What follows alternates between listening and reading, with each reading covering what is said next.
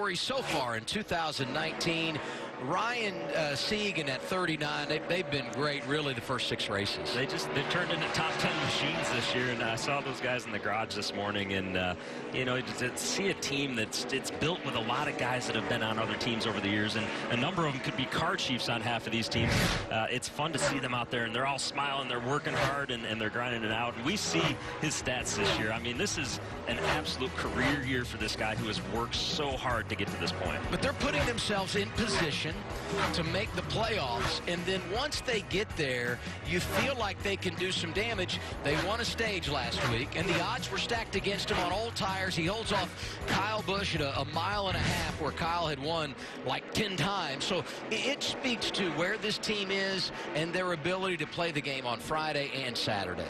When he stayed out last week on those old tires, and those guys were coming quickly from behind him there, I got nervous. I'm like, oh, this is not going to work out. This is going to be bad. And he held them off, and that was very impressive. They have been focusing on getting those stage points, and moves like that allowed him to do it, and it was a good move. Had the bumper cam with Austin Cindric earlier. We go inside out, driver 22. You see Austin, he's still committed to the bottom line right now. He's one of the cars that we haven't seen move up the racetrack too much, so not sure if that was part of their plan or if he just likes his car down there and wants to get it set up for the bottom.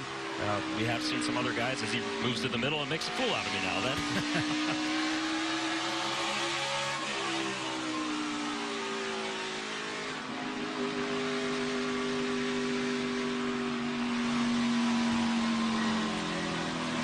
Is heading back to the garage, and hanging in the garage are Matt Yoakum. What do you see down there, Matt?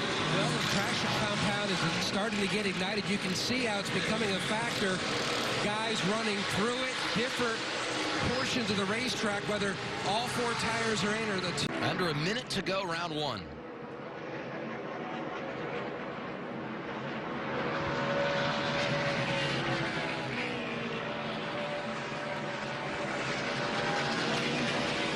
Sieg in the 39. He goes to 7th. See Austin Cindric now getting a little bit better lap after having to deal with some traffic there on the board. So is Brandon Jones, top 5 with 3.5 minutes to go in round 2. Cole Custer, Tyler Reddick, Harrison Burton, Justin Allgaier, Austin Cindric. Ryan Sieg on track. And here comes Noah Gragson. Ryan Sieg looking to keep his string of very strong performances this year together. He's been top 10 4 times, and just a fun team to talk about and to sit in the holler and have conversations with. Those guys are a lot of fun. Sieg goes to 13th, and he'll stay in it, trying to jump into the top. Has already put himself up to the 3rd position. Yeah, but right now you can see everybody kind of migrating back to the bottom of the racetrack, because that traction compound's got a little more grip in it than the top does.